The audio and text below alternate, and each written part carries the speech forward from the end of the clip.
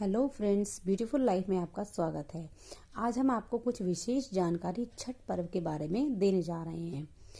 छठ पर्व सूर्य की उपासना का 4 दिवसीय महापर्व छठ पर्व मनाया जाता है। धार्मिक मान्यताओं के अनुसार छठी माता को सूर्य देव की बहन कहा जाता है और ऐसी मान्यता है कि छठ पर्व में सूर्य देव की उपासना करने से छठ माता प्रसन्न होती हैं। यह पूजन परिवार में सुख शांति और बच्चों की संतानों की लंबी आयु के लिए रखा जाता है। छठ पर्व कार्तिक मास में शुक्ल पक्ष की छठी को आता है और यह 4 दिवसीय त्योहार होने की वजह से इसका पहला दिन होता है नहाए खाए। छठ पर्व का पहला दिन कार्तिक मास की शुक्ल पक्ष की चतुर्थी को आता है। इस दिन नहाए खाए होता है। व्रत रखने के लिए महिलाएं स्नान आदि से निवृत्त होकर नए वस्त्र धारण करती हैं और शाम को शुद्ध भोजन करती हैं। दूसरा दिन होता है खरना।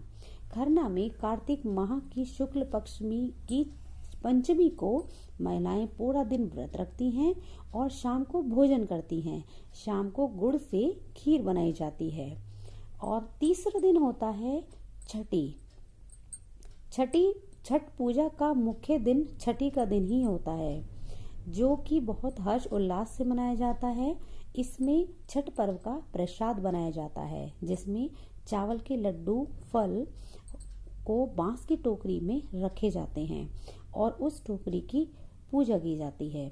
व्रत रखने वाली महिलाएं सूर्य जल को जल अर्पित करती हैं और पूजा के लिए तालाब या नदी में स्नान कर डूबते हुए सूर्य की उपासना करती हैं।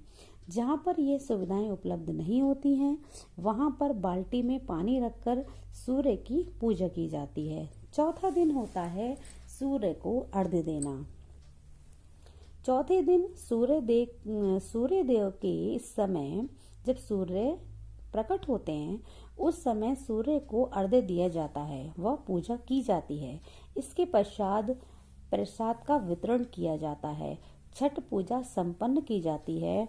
इस दिन शकरकंद, लौकी एवं गन्ने खरीदे जाते हैं। छठ पर्व की पूजा को लेकर यह पौराणिक कथा है कि यह इसलिए मनाई जाती है।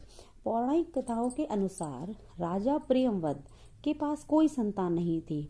तब महर्षि कश्यप ने पुत्र प्राप्ति के लिए यज्ञ करने की बात कही। प्रियव्रत की पत्नी मालिनी को यज्ञ आहुति के लिए बनाई गई खीर खिलाई गई, मगर जो संतान पैदा हुई वो मृत थी।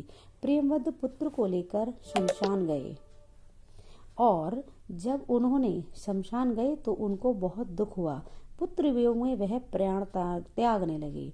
उसी वक्त भगवान की मानस पुत्री देवसेना प्रकट हुई और उन्होंने कहा, सृष्टि की मूल प्रवृत्ति की छठ अंश से उत्पन्न होने के कारण मैं षष्ठी यानी कि छठी कहलाती हूँ। राजन, तुम मेरी पूजा करो और इसके लिए दूसरों को भी प्रेरित करना। राजा ने पुत्र प्राप्ति के लिए उस इच्छा से देवी छठी मैया की व्रत किया और उन्हें पुत्र रत्न की प्राप्ति हुई। यह पूजा कार्तिक मास की शुक्ल छठी को मनाई जाती है।